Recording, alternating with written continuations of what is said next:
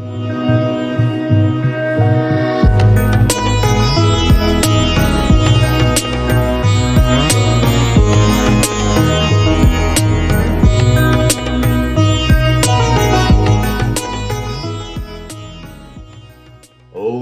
Namo Bhagavate Ramakrishnaya. Thank you for this wonderful invitation to speak on this wonderful topic. It's not only wonderful, but it's relevant. Religious or spiritual education. In religion in India was always dynamic. It wasn't something that one had to listen to and go about and do nothing. In fact, one of the hallmarks of Hinduism is it's not a faith-based religion. It is a karma-based religion. There are these great organized, institutionalized religions in the West, which are, they say, faith-based.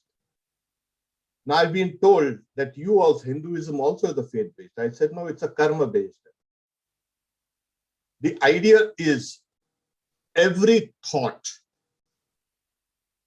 it becomes embodied when you speak it.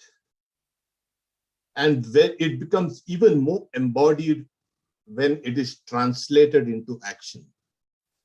That's why Swami Vivekananda used to constantly say, the head, the heart, and the hand, they all must work together. And this is extremely important in today's spiritual religious education. It is translating these spiritual ideas into action. And one of the ways that we can translate these spiritual ideas into action, whether you're a dualist, Dvaita, or Vishishta Dvaita, or Advaitin also, there is one area that is extremely important for us, and that is some form of spiritual practice which cuts through every other, you can say, area. It is pervasive, it can be practiced by everybody, and it is extremely beneficial. And that is briefly, it is the Pancha Mahayagna. Now, this Pancha Mahayagna is the 5 great sacrifices.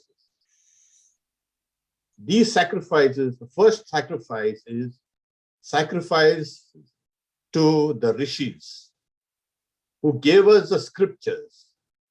So one has to study the scriptures, practice meditation, do japa, like they used to do it themselves. That is honoring them. The second yajna is Deva Yajna. So, because all the forces in the universe, the spiritual and even the material, are guided by these devas. The devas are the shining ones. So these gods have to be worshipped, given their proper, you can say, due.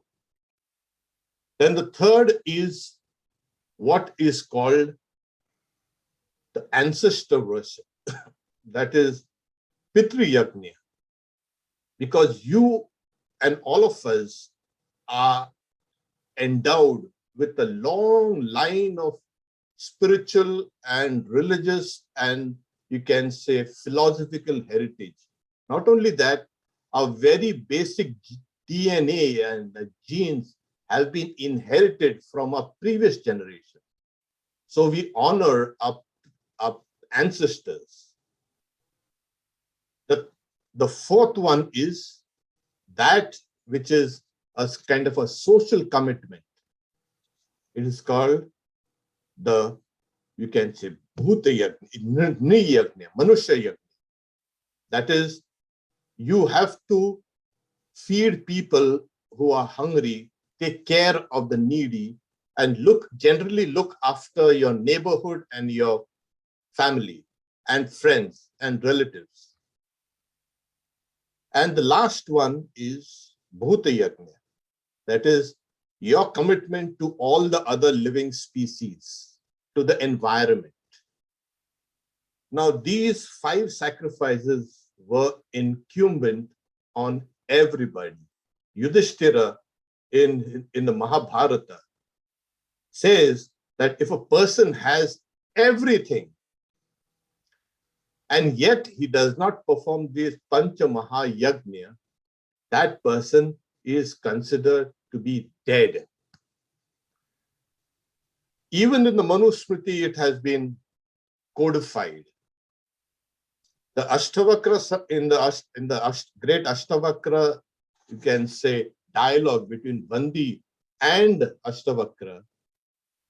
Ashtavakra, the sage says, regarding the sacrifices, the 5 great sacrifices are important.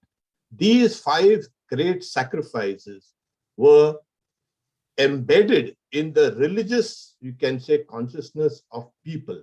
Unfortunately, today, this has not been taken up by these generations of people.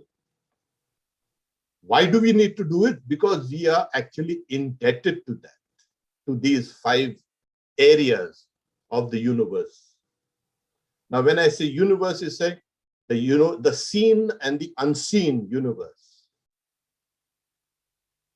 The great spiritual heritage that we have today, which has been handed over to us, we need to cultivate it, we need to protect it, and we need to expand it and then give it to the next generation.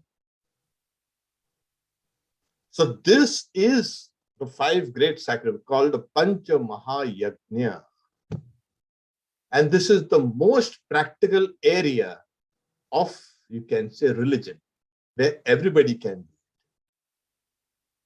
So this is one thing that we need to spread amongst today's generation, that if you can get connected with society, with the environment, with your heritage, with your gods, and with your spiritual, you can say, lineage, nothing could be much better than this.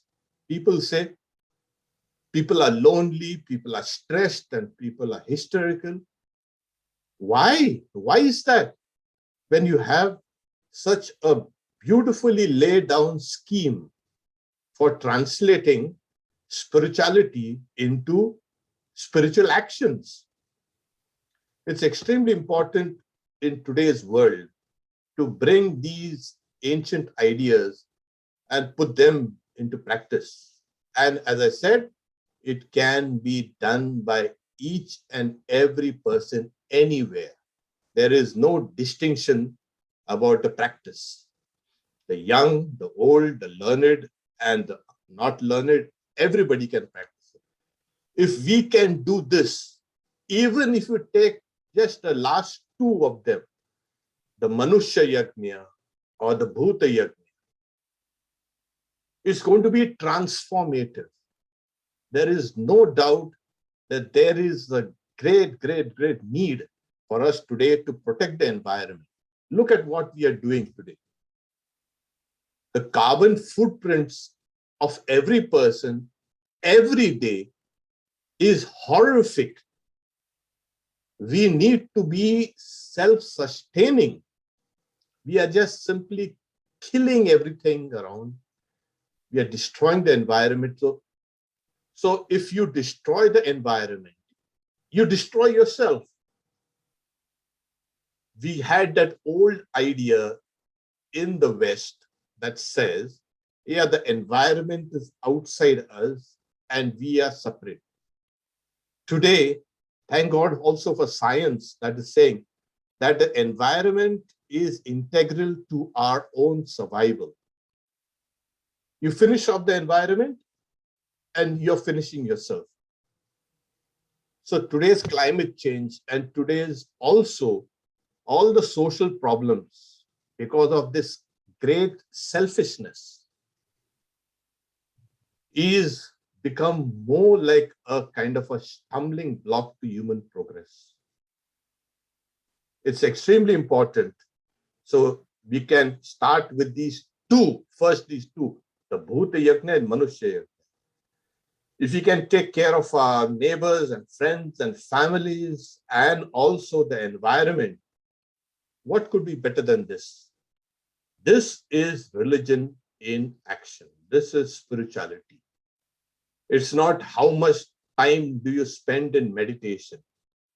It is, like I said, how you can translate these spiritual thoughts and make them real.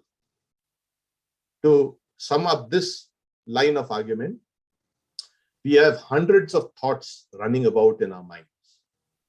These thoughts become real as we speak. They become more real when it's translated into action. And they become even more real when they are put into art and architecture and in literature and in something very lasting. The whole idea of humanity is to make your existence real and worthwhile in this universe. And what could be more relevant to an individual and to society than this? Translating spiritual actions into actuality. So we have this great, you can say, scheme laid out for us. We have to get connected, as I said, with all the past and the present, the high and the low, the seen and the unseen. You become part of this universe. We have these people say, what is human destiny and what am I and who am I? What are these stupid questions? This has already been answered by the sages. If we only could have understood these basic propositions laid down in the ancient scriptures, it would have been a better, you can say, India and better world. So we have been, you can say, provided with this scheme to work it out, and no person is born without debts. So you got to repay your debts. It's called a rena. So it's not only you are doing it because of adoration, because you are indebted to society, to the human beings, to the environment, to the gods, the rishis, to your pitris, to ancestors. You are indebted. So you have to go out and keep on working. The next is, we have seen over and over again that the person is integral to society.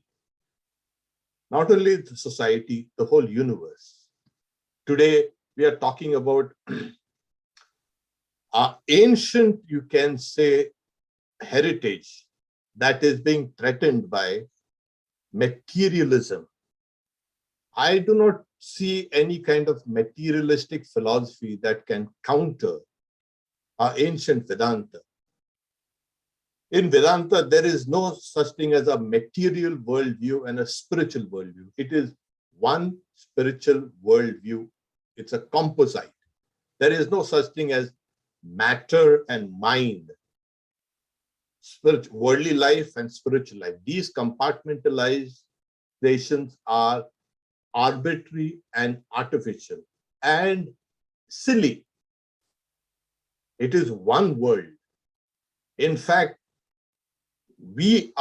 each individual is a microcosm of the entire universe. And in the literal sense, because the very materials that have gone to make up bodies have been born in these huge supernovas in the galaxies out there. And these galaxies and these materials have seeded the whole, you can say, human enterprise. Every material has been formed, has been, you can say, created in the universe.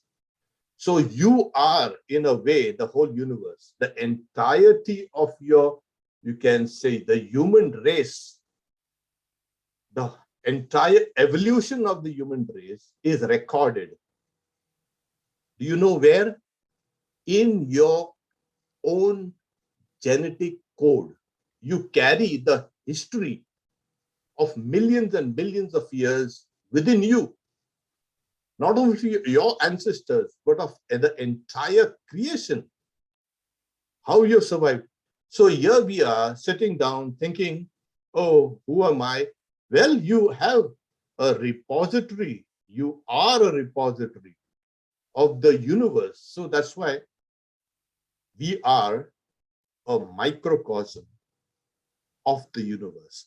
Swami Vivekananda, in one of his, you can say, experiences in the Himalayas, at a place called Almora, near Almora at Kakarighat,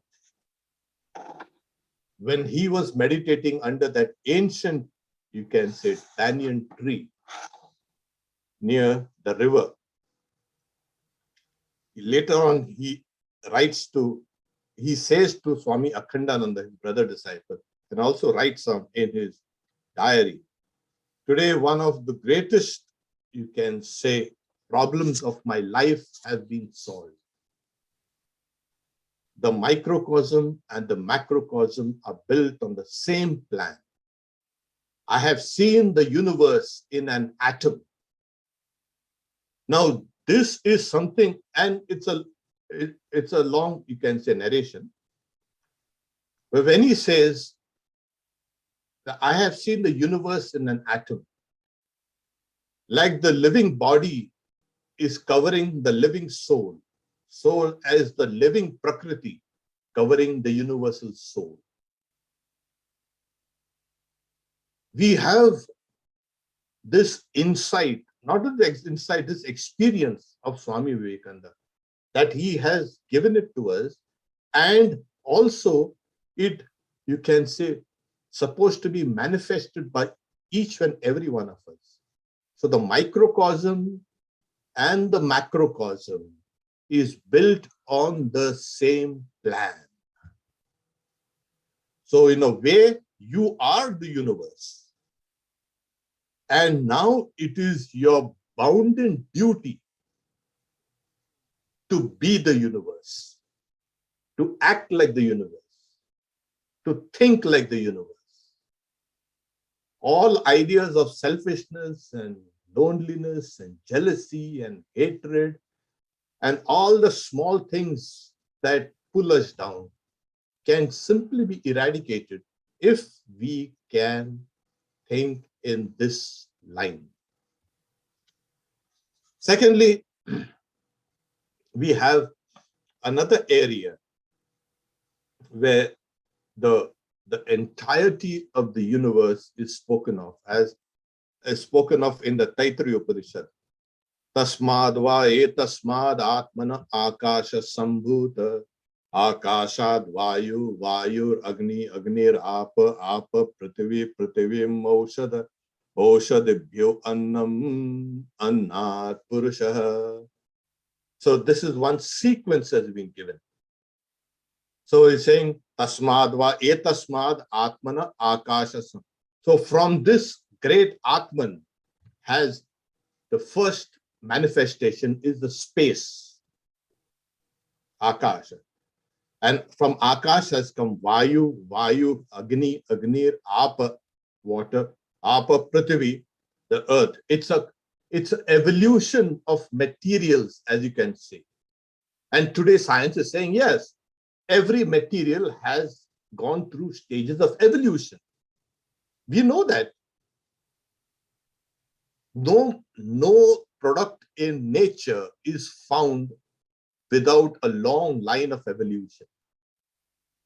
So there's the evolution of mind and there's the evolution of material also. This everything that we experience. So from Prithvi comes Oshadaya. And what is Oshadaya? The herbs and plants. And so because they need to sustain life. And today science also is saying that the first plants generated all these kind of the enabled life to emerge. Oshadibhyo annam, and food, annat purusha. And so people were created at that end. So you see, from everything has come everything, because the Atman is Purna. It is nothing but consciousness. So from existence has come existence. That's why in the Upanishads also it's saying Sadeva Somyam Idabhankra Asit. There was the existence in the beginning. So this existence is, you can say, consciousness, it is bliss, and from that has emerged this universe. In Vedanta, they will say this apparent universe. So from reality has come reality. And now when we are here, what we need to do is make our lives real. When you close your eyes, look back at the memories, they seem so unreal, dreamlike. And we need now to get into this, you can say, reality. And how do we translate it? Again, like I said, to get connected with the universe. And how? Through the Pancha Mahayagni. This is the safest, the best, and the easiest way. It entails less trouble. It can be practiced by everyone. Take it up today in a very small way and bring about a great transformation. That is required not only for India and Hinduism, but for humanity and for the future humanity. Or we might simply not have a future. It's extremely important to take these things seriously, because there's a time when, this is the time when people think that, oh yes, the spiritual things are in the books and read and accessed by only a few people. No, these things have to be taken out of the books, put into practice. As I said, Hinduism is based on simply on karma. I don't care what you believe in. Do you practice what you believe? If that is there, then there is no conflicts. So believe, and there are people who believe that the earth is flat, and they are happy about it. There was a time when earth was considered, believed to be the center of the universe. And then it was changed. What changed? Our perception of the universe. That is what changes us. The perception of the universe is changed and it becomes better. We can know more. We are become enriched with this additional knowledge, just changing the perception. And this changing of the perception can be undertaken when the person feels and thinks and behaves as if he or she is the universe. That is not only your debt to all these gods and ancestors and sages and all this, but it is your duty now. It is your kartavya. And if you don't practice your kartavya, which is nothing but dharma, then, as they say, andam tama pravishanti, they will go into blinding darkness. So I'm very happy that your Seshadripuram Evening College is taking up these themes in order to bring into the minds of people, students especially. Swami Vivekananda says, my faith is in the younger generation, the modern generation. Out of them will come my workers. They will work the plan out like lions. So all you young people, you need to prove to India and to yourself and to the world that you really have a great heritage, spiritual heritage, which needs to be actualized. Thank you very much.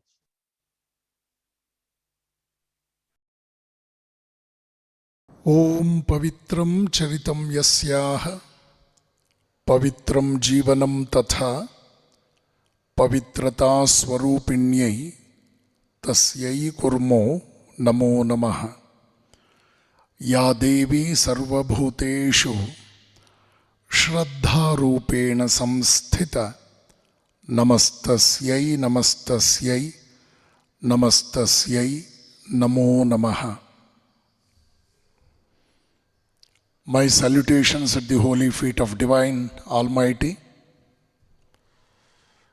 My respectful pranams to Revered Swami Satyamayanandaji Maharaj, the key speaker on this occasion during this international webinar on the subject religious education or spiritual education.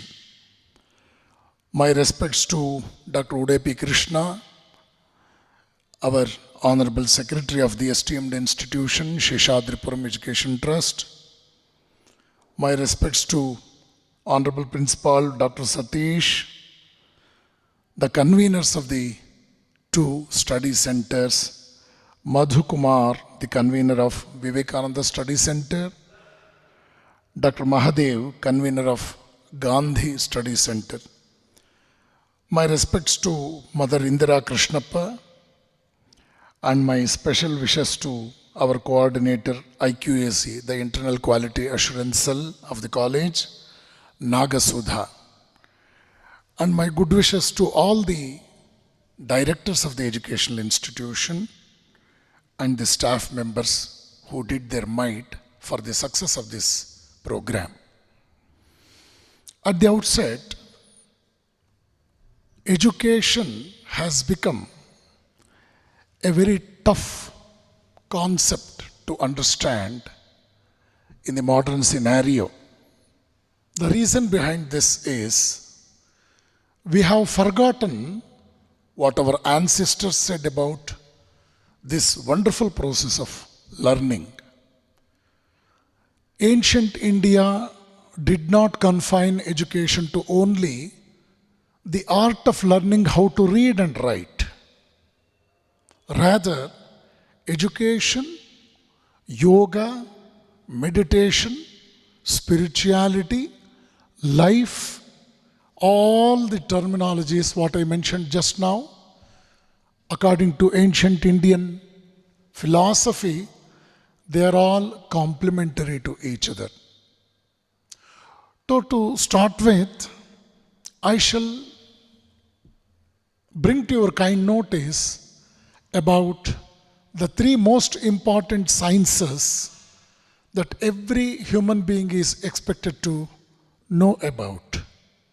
Revered Maharaj beautifully explained about Panchamahayajnas, and he correlated the concept in such a wonderful way that by inculcating these ideals, an individual can become a universal man, an individual can become an institution, and ultimately a human can get transformed into a human resource.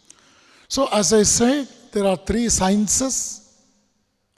The first science is called physical science. Physical science helps man to develop a relationship with the external environment, and he is being entrusted, he is being blessed with the great opportunity to utilize the benefits from the external environment to the best of his ability without damaging the external environment. This is what we call as the physical science every human being is expected to know about. And this is what our revered Maharaj defined while he explained about Bhuta Yajna. The second one is science of values. Man is a social animal, we are all very much aware of that. So we have so many people living together. We have to cooperate, coordinate. We must understand the people with whom we are living, and here and there we must have a greater degree of patience to make the show not only successful but ethical also. So for that, the science of values is of greater importance. So discipline, cooperation, coordination, understanding the people with whom we are living, it makes a great impact in the success of our individual lives too. The third and the final one is spiritual science. Yes, in the beginning I spoke about the science of the physical science, the science of nature, the external nature, Second one, the science of values. But even though now I am mentioning about the third science, it includes even the first two sciences. Science of spirituality means, according to Vedanta and in the modern times, according to Swami Vivekananda, each soul is potentially divine. The goal is to manifest this divinity. We must know that Bhagavatam beautifully defined about the divinity of the soul in this shloka. Athamam sarva bhuteshu bhutatmanam kritalayam arhayet dana manabhyam maitri abhinnena chakshusha. That is what Vivekananda beautifully defined in the last century. He says, nobody is created without a purpose. God is dwelling in the hearts of each and every individual. Everyone is a temple. So, respecting our own brethren is as same as worshipping the divinity that is dwelling in every individual. So this is the way how we must develop and we must extend our relationship with the people with whom we are living. And the second concept is, even the society can be categorized into three groups. You have three different variety of people. The first group, they very much bent upon getting profit in their business transactions. They want to have more pleasure in their daily activities and pursuits. And they want to develop popularity amongst their relatives and friends. So this in brief can be mentioned like this. The first group of people wants 3 P's, P apostrophe S, the 3 P's I just mentioned about. To achieve these 3 P's, they need the intelligent quotient. The second category is, this is the group that wants genuine and long-standing relationship and peace of mind. For that, they need 3 H's. First one is happiness in their life. Secondly, harmony in family, corporate and social life. And finally, health, both physical and mental, to achieve the first 2 H's in our lives. To achieve this, they need EQ, that is emotional quotient, in addition to intelligent quotient.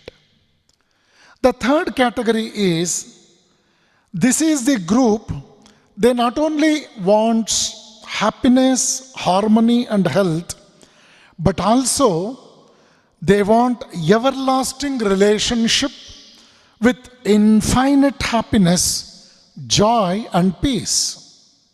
Because human beings cannot remain contented with only the finite happiness, joy and peace. This group not only requires IQ and EQ, they require SQ, that is the spiritual quotient. One of our great Indian thinker, Dr. Bhagavan Das, he says, we are very familiar with the 3 R's: reading, writing, and arithmetic. But we are very much in need of the 4th R, which means religion, which is more important than the first 3 R's. Then let us try to understand the word personality. We know individual, becoming a personality, becoming a citizen is the greatest task in everybody's life. Generally, personality in a very light sense is defined with respect to the physical look, with respect to the power of the physical body.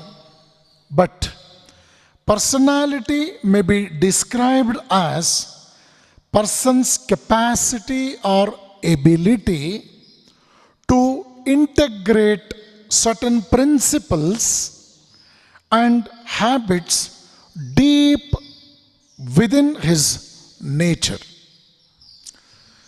We are all familiar with the word evolution. We know about Darwin's phenomenon of evolution. But there comes the most important observation of ancient Indian rishis, who did not confine our phenomenon of evolution only to the level of organic.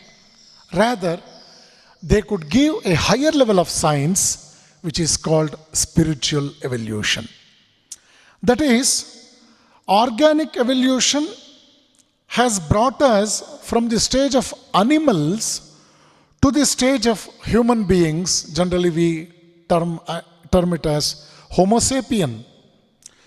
Survival of the fittest is one of the postulates propounded by Darwin, but Indian philosophers say that struggle for existence and survival of the fittest is the law of the jungle. This signifies only the victory of physical power. The next stage of evolution involves human beings becoming social beings. Then only the common aims and objectives of the humanity may be delivered, may be achieved, without having to struggle against nature and the creatures of the jungle.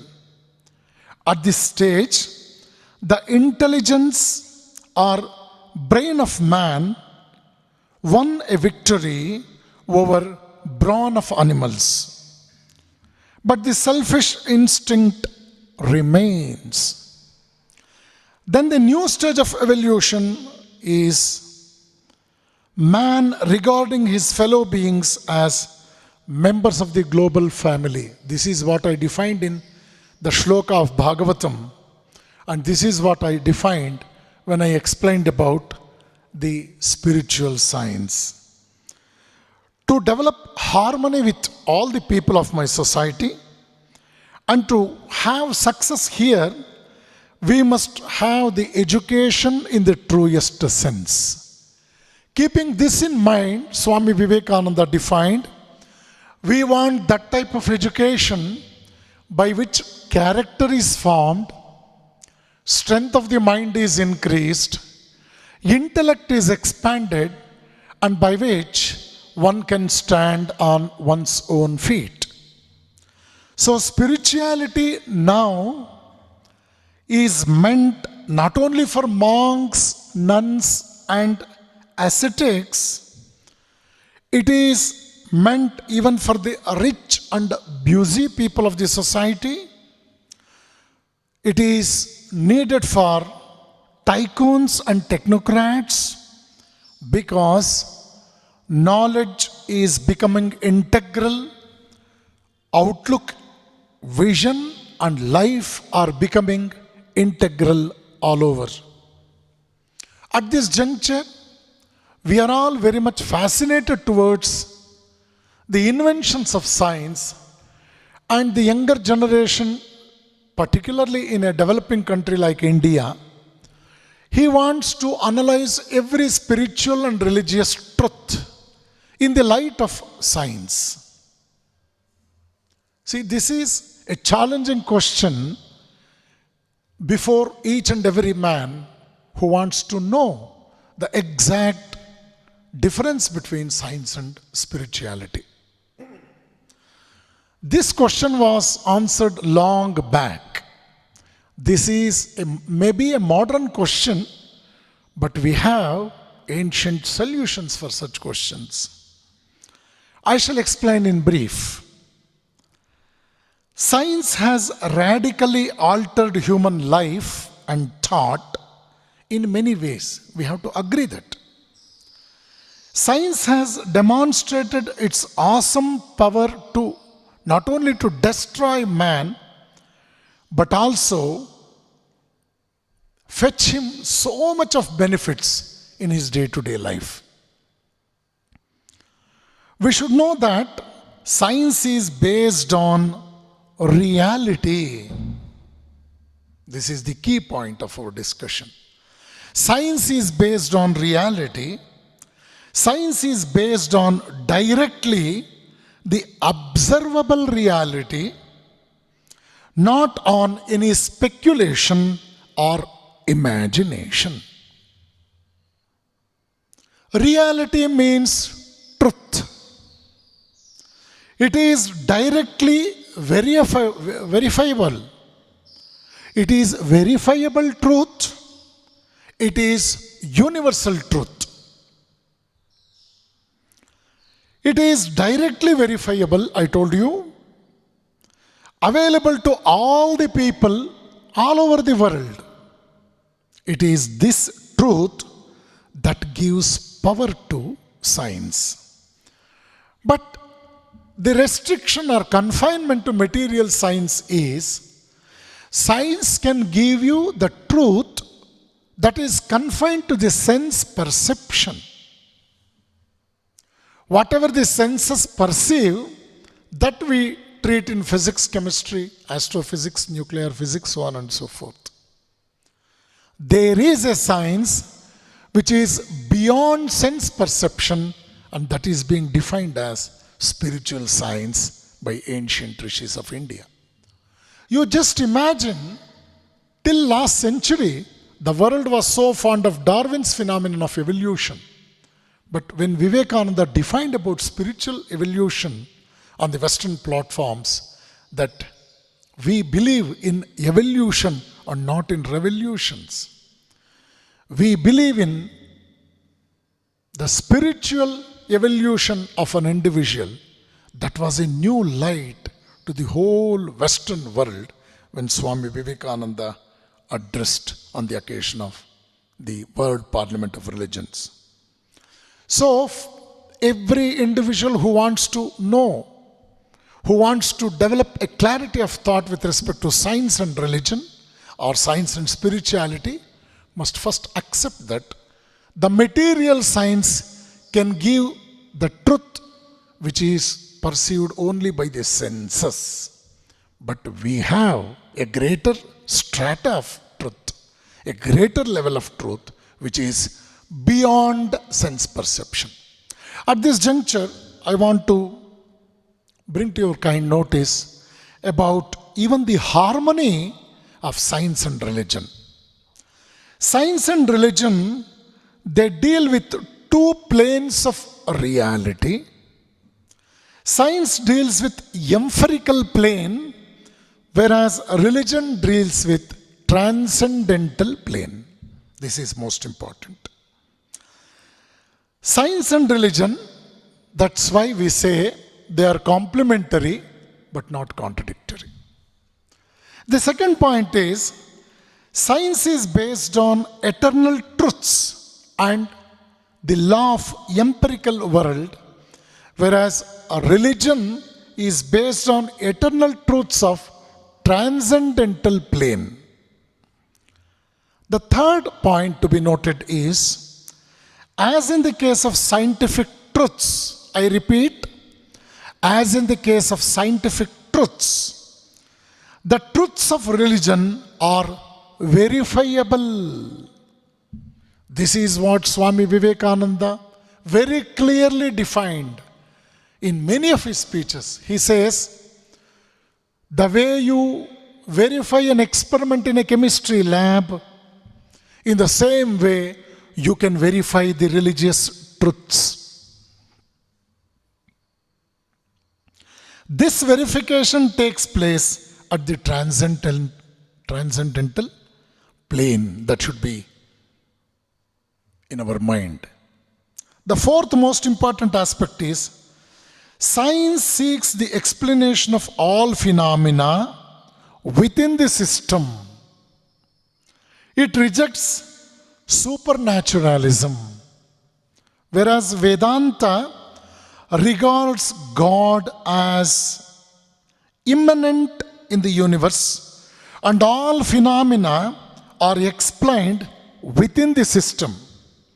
Even the Judeo-Christian tradition regards God as the creator who remains outside the creation and explains all the phenomena as being caused by the divine will. So here we will get a clarity of thought, the complementary aspects between religion and science, the relation between science and spirituality. Even scientists, very renowned scientists, could honor the great conclusions, the utterances of Upanishads and the Prasthanatrayas in general. To quote one or two, I want to bring to your kind notice the conclusion of Hungarian chemist Albert Szent-Györgyi, who was awarded the Nobel Prize in 1937 for discovering vitamin C. He says like this: snakes can grow only by bursting their skins. Snakes can grow only by bursting their skins. Malting has to be a very painful process. This is what? This is a process where the skin gets burst in case of snakes. And if malting doesn't take place, the snake has to die. Likewise, mankind grows by bursting the outgrowth skin of antiquated ideas, thinking, and institutions. This is what Vivekananda defined while explaining about education. Swami Vivekananda says, the process of education will accelerate the rate of evolution. Life is not a journey from something like false to truth. Rather, it is a journey from truth to truth, of course, from lower truth to higher truth. It is a journey from known to unknown. So, in the words of Györgyi, we come to a conclusion that the mankind can achieve evolution by the outgrowth of skin, which was earlier confined to the antiquated ideas and which had a limited thinking in the beginning and which was limited to a few institutions in the beginning. Later on, he will grow into a universal man when he very eagerly and trustworthily try to know about the different higher facets of truth. Bertrand Russell, in his book, The Impact of Science on Society, says, unless men increase in wisdom as much as in knowledge. Increase of knowledge without increase of wisdom will increase the sorrow. This again speaks about the importance of religion and spirituality, and we must not confine our education merely to material science, merely to some reading and writing, so on and so forth. The wrong conception of life is the root cause for all the conflicts in this world. We have very limited concept about life. Swami Vivekananda defined life as the unfoldment and development of a being under the circumstances tending to proceed down. All our troubles are due to our spiritual ignorance. Alexis Carrel, the author of the book Man the Unknown, defines that in man, things which are not measurable are more important than the things that are measurable. Then what is spirituality? Spirituality is a higher plane of our life. Spiritual life insists us to stick on the pedestal of values and ethics. Spirituality can produce the class in the society, whereas the materialistic life will produce only the mass, the common mass in the society. Unless and until we cultivate the habit of blocking the hatredness, we cannot give out our energy in the fullest extent. One of the greatest football coaches, late Rockne, said that a player cannot have sufficient energy unless his emotions are under spiritual control. He was not willing to take anybody on his team who did not maintain a genuinely friendly feeling for everyone in the team. He says, I have to get the most energy out of a man and have discovered that it cannot be done if he hates another man. Hate blocks his energy and hate blocks energy and he is not up to par until he eliminates it and develops a friendly feeling. Let us honor the experiences of the world historians. To quote one such example, let us quote Arnold Toynbee's utterance. He says, in these circumstances, it might be forecast that in the next chapter of world's history, mankind would seek compensation for the loss of much of its political, economic, and perhaps even domestic freedom by putting more of its treasure into spiritual freedom. That means to say, civilization is material, culture is spiritual. Civilization can be compared to the physical body, culture to the soul. Physical body can give us happiness, but soul gives us peace. True culture is humanizing factor. Without our spiritual outlook, there can be no high and enduring culture. In toto, culture and self-control are synonymous terms. Before I conclude, I want to quote two more most important aspects. Bhagavad Gita, a very practical Vedanta, the science of human development, defines the greatest importance of doing good deeds. Karma Yoga. What is the importance of Karma Yoga?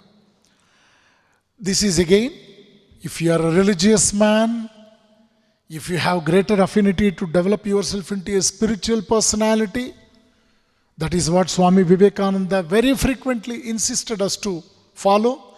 Spiritualize your day-to-day life. These are the words of Vivekananda. Bhagavad Gita says, always keep in your mind that responsibilities and privileges, they go hand in hand.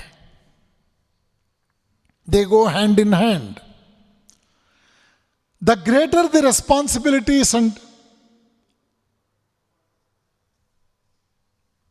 the duties one undertakes, the greater will be the privileges and rights one can enjoy. And it cautions every human being like this: to demand rights and privileges without discharging the responsibilities and duties properly is unethical and suicidal. So this is the greatest ideal. It should be the greatest discipline before each and every individual. You should never demand for privileges and rights without rendering our responsibilities and duties properly and sincerely. When a person discharges his responsibilities sincerely, privileges has to come unsought. You need not demand for that. It will come unsought. We have to work without respite. We have to work in the spirit of yajna. That means without selfish motives. We have to learn to renew ourselves in the end of the day, in spite of tension and restlessness, which are the characteristics of today's society. We must renew ourselves. This is something like self-vigilance. We are all very much used to the word vigilance. We are familiar with the terminology. But self-vigilance is observing our own self, correcting ourselves, and getting more inspiration for tomorrow's work to get executed. We have to work to remove the evils and sufferings so that we can increase the good and happiness of the world at large. As we go on working, we will find that the world will be a continuous mixture of good and bad, and it will have happiness and suffering. It is an eternal truth. But then we may ask, then what is the use of doing only the good deeds all through our life? The greatest benefit is, in our attempt to perfect the world, we will end up perfecting ourselves. This is what the essence of religion and spirituality. Even Abraham Maslow, the humanistic psychologist, says, he defines the characteristics of a very successful man. In brief, I shall mention about that. One must be reality-centered. Unless and until we are reality-centered, we cannot do justice in our profession. We must not only accept ourselves, and we must accept other people with whom we are living. We must always orient our mind, heart, and hand towards problem solving rather than protecting and nurturing our ego, the unripe ego, We must be spontaneous. We must be very creative. We may be very comfortable in the midst of people, but we must also inculcate within us the culture of enjoying the solitude.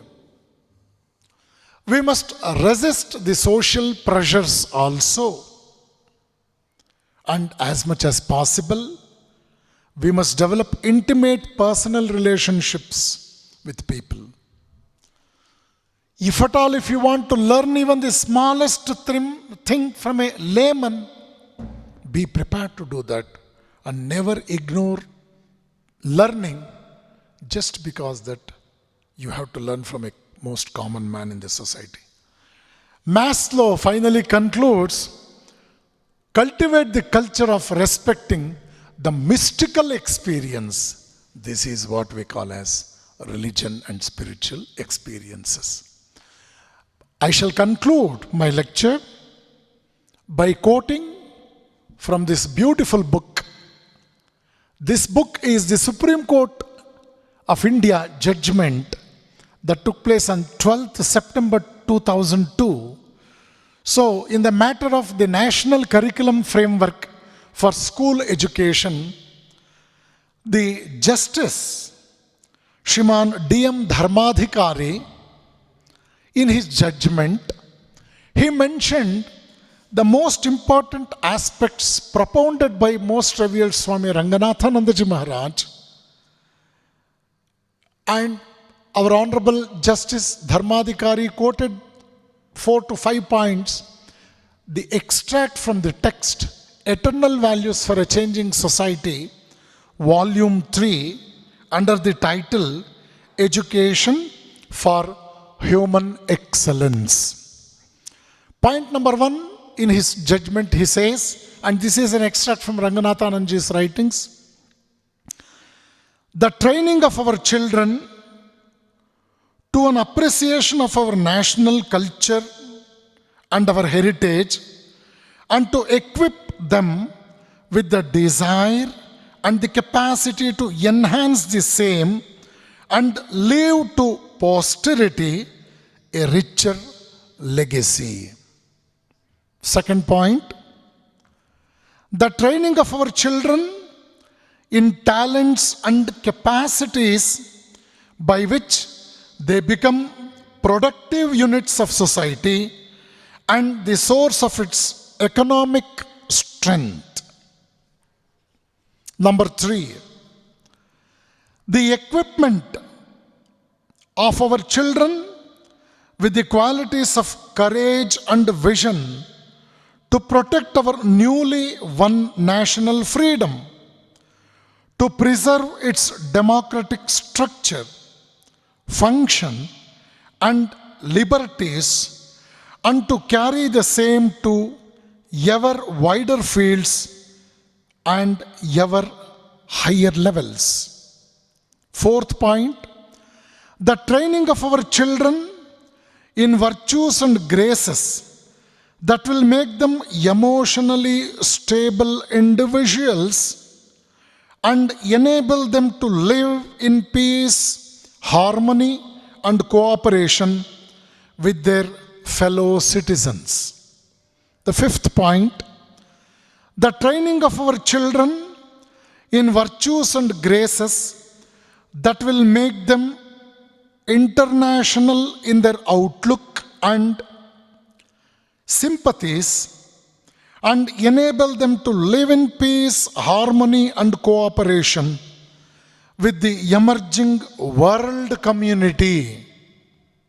Sixth point, the training of our children to an awareness of the spiritual. I am very particular about this.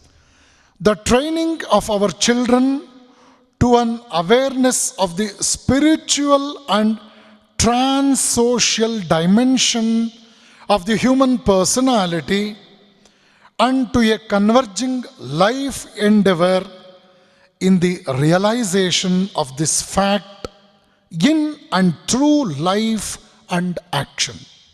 Finally, Swamiji concludes, it is only thus that our education will become a fit discipline to help to continue the march of Indian tradition from an impressive past to a glorious future.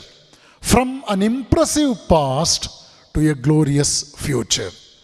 This is in the judgment of Justice Sri Dharmadhikari, and these are the extracts from the text Eternal Values for a Changing Society.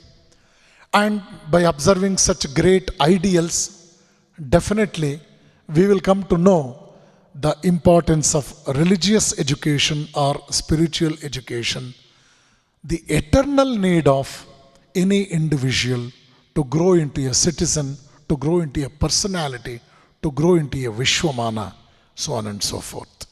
So, I am very happy that our Vivekananda Study Center of Sheshadripuram Educational Trust, especially our evening degree college, could organize today's international webinar and invite our most respected Swamiji from Seattle, United States of America, Illinois Center, Vedanta Center of Illinois, revered Swami Satyamayananji Maharaj, and I'm equally happy to get an invitation from the management to speak on this wonderful subject.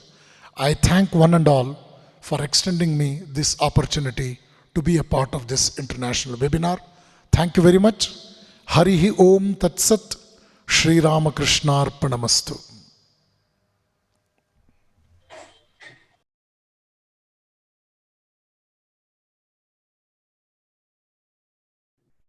Revered Swami Satyamayananji, Revered Swami Vireshanand Saraswati Maharaj, and all the participants of this most topical international webinar, our beloved Professor, the Principal Professor N.S. Satish, our Secretary of the Gandhi Smarak Nidhi Srimati Indira Krishnappa, Coordinator Nagasudha R, Convener of the Gandhi Study Center, Dr. Mahadev,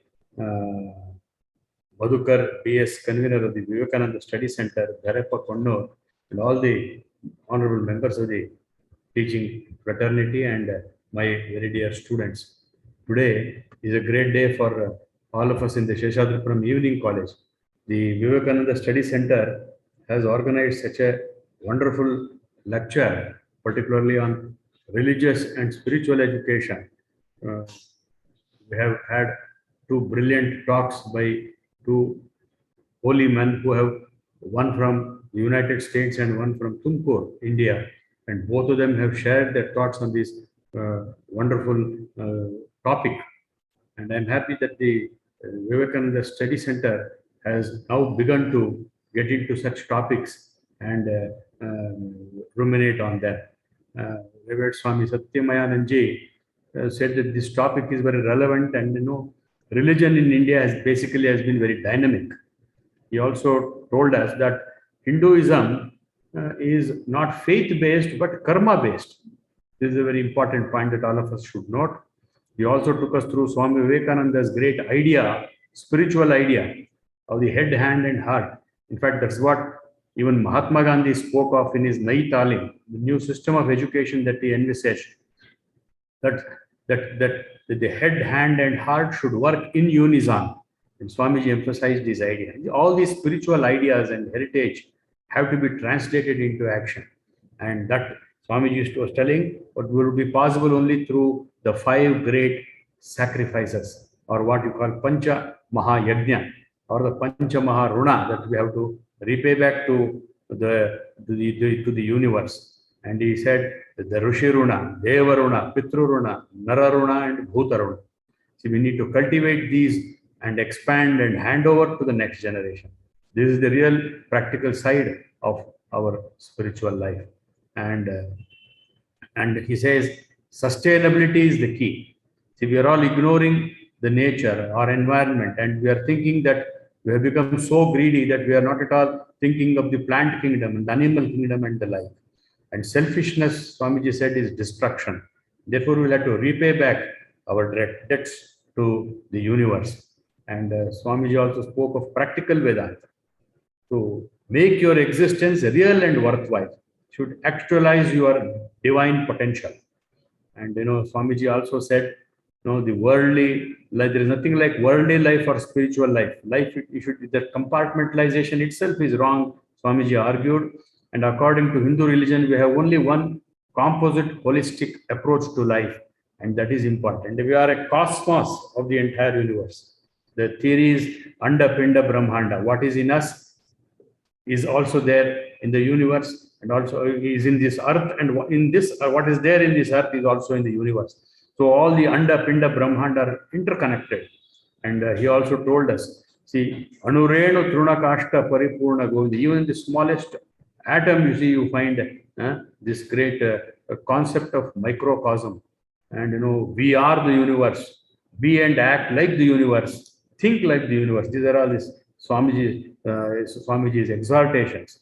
And all selfishness, greed, meanness, everything will melt away if we have this this universal frame of mind. And Swamiji said that everything in this universe is constantly evolving. And I am reminded of the mantra that Purnamada Purnamidam Purnat Purnamudachyate Purnasya Purnamadaya Purnameva Avshishyate. This whole universe has come out of it, and everything get ultimately merged into it. And it is this concept that we need to actually actualize in our real life. And Swamiji said we must connect ourselves with the universe through this Panchamahayajna. And we are very grateful to Swami Satyamayananji for throwing light on this wonderful topic in his own inimitable style. We have another Swami Vireshananda Saraswati, who spoke on the three aspects that is the physical sciences, that is the natural sciences, science of values, and spiritual science. So he told us that Swami Vivekananda wanted this to be actualized. Each soul is potentially divine. The goal is to manifest this divinity. And Swami Vivekananda told us that every one is a temple. Therefore, serve God in man. And that was the greatest message that Swamiji gave. And that was the greatest practical Vedanta that Swamiji gave to all of us. And Swamiji was also telling how the society itself is classified into three different ways. One set of people always seeking name, fame, wealth. Next set of people seeking only relationships and peace of mind. And the third set were really the spiritual people who always seek everlasting joy and peace. The first set would always depend on the intelligent quotient. The second set would depend on intelligent quotient plus emotional quotient, whereas the spiritual people would be depending on people who are yearning after everlasting joy and peace. They are always after intelligent quotient, emotional quotient, and spiritual quotient. And Swamiji was telling us that, taking us through the theory of evolution, see how in organic evolution, as the West believes, we only move from animal to Homo sapiens. Now, our Bharatiyata, or our spiritual heritage, helps us move from human beings to what we call the spiritual beings, the divine beings. And he said spirituality is meant for everyone and not just for monks and ascetics. And Swamiji was also referring to the limitations of science. I also feel that science stops where spirituality begins. And I'm reminded of one small anecdote which I read sometime. Thomas Alva Edison, who was the inventor of the bulb way back in 1878, was felicitated in a party in England, in London. And after the felicitation and everything was over, Thomas Alva Edison sat in a corner of the hall, thinking about something. And somebody asked him, why, when everyone is enjoying and celebrating your success, you are grim and always worried about? What is it that you are worrying about? He said, and that was the event to celebrate the invention of the bulb. He said, I know how it works, but I don't know why it works. So this is the beauty of spirituality. And then, and Swami Vireshananda Saraswati was telling us, spiritual science is experiential science. You can't demonstrate like you could demonstrate physical sciences in the laboratory. And spiritual science is a journey from lower truth to higher truth. And he also took us through the Gita, the practical Vedanta, the Karma Yoga, how the rights and privileges go hand in hand, and how we have to disconnect ourselves with the fruits of our action, as the popular adage goes in the Gita, the karmanyeva adhikaraste ma phaleshu kadachana. Friends, I'm very happy that a lot of thoughts have been shared by these two great souls on this most momentous topic. I personally feel that spirituality is the golden thread that runs through all religions, and we need to strengthen spirituality, not only for the survival of our own religion, but also for better coexistence with other religions. And spirituality is, I also feel, the highest common factor and the least common multiple of all religions. So if every religions try to improve upon or work upon realizing the spiritual goal of their religions, I think this will be a better world to live in. And as Swami Vivekananda says, he had one great idea to rejuvenate or regenerate India, modern India, and he was always saying that we must surge the land with spiritual ideas. And I think that is the core work that we will all have to take up at our own individual level, and then at the institutional level and societal level for a better tomorrow. I'm very happy that the lecture, though of course it has been a little delayed, the whole program has been organized so well. I congratulate Professor Satish once again, and for all the members of his staff for the wonderful way this webinar has been conducted. Thank you so much. Swamiji, ತುಂಬಾ ಸಂತೋಷ ಸ್ವಾಮೀಜಿ ಬಂದಿದ್ದೆ. Thank you sir. Thank you very much, Swamiji, for your gracious presence and talk. Thank you so much. Thanks.